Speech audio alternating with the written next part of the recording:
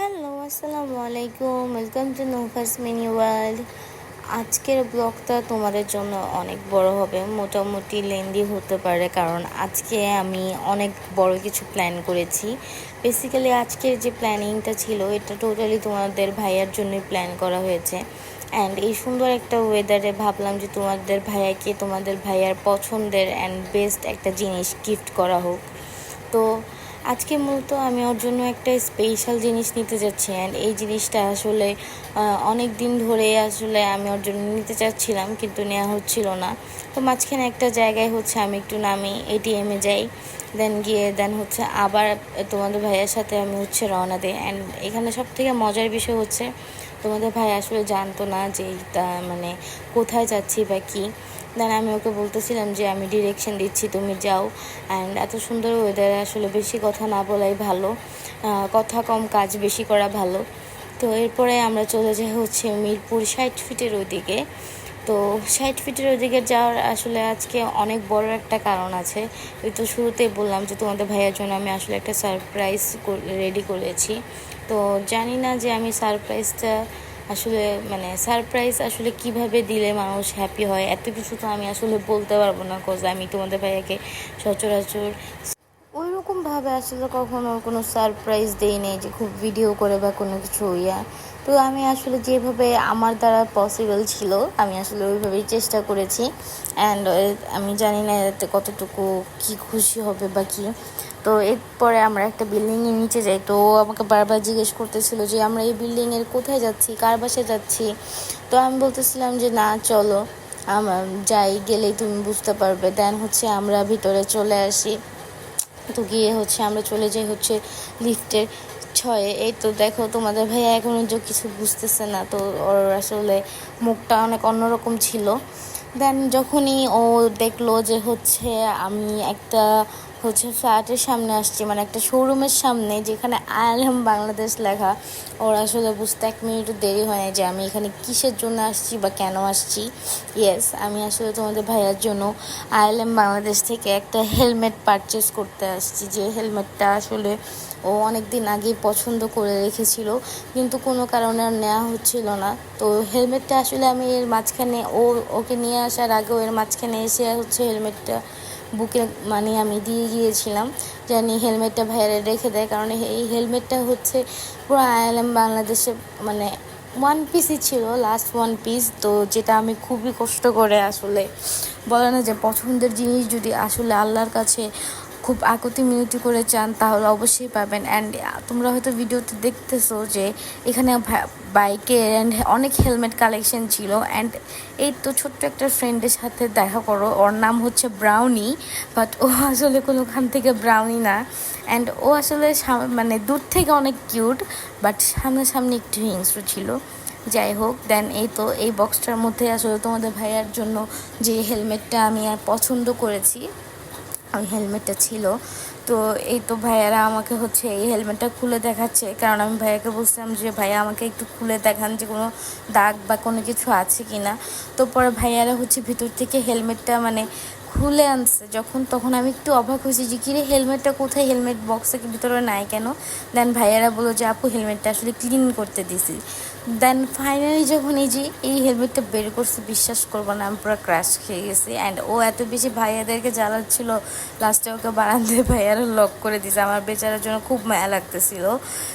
দেন আমরা হচ্ছে হেলমেটটা নিয়েই তো চলে যাচ্ছি আসলে বাসার দিকে। অ্যান্ড দেখো তোমাদের ভাইয়া কী পরিমাণ খুশি। তো সে আসলে খুশি আটকে রাখতে পারতেছিল না, এই জন্য সে আমাকে আসলে ট্রিট দিচ্ছিল।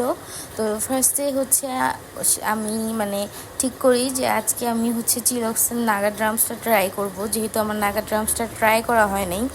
অ্যান্ড আমি তো খুব সকালে আসলে ওর জন্য হেলমেট নিতে বের হয়েছি, অলমোস্ট 10টা 11টা। তো সেই কারণে হচ্ছে আমরা ঠিক করি যে পার্সেল নিয়ে যাব।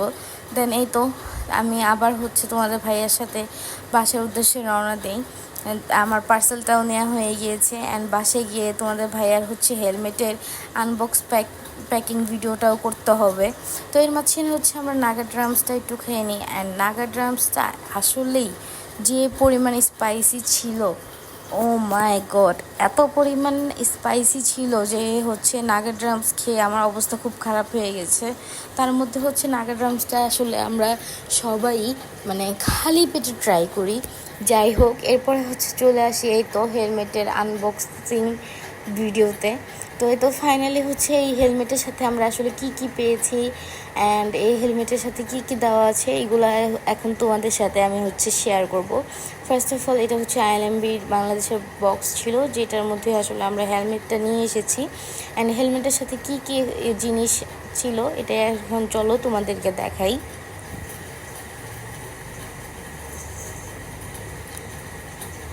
এই তো আমি বক্সটা হচ্ছে খুলে নিলাম অ্যান্ড এইখানে ফার্স্টে হচ্ছে দেখো হেলমেটটা কিন্তু একটা হেলমেট ব্যাগের মধ্যে রাখা হয়েছে।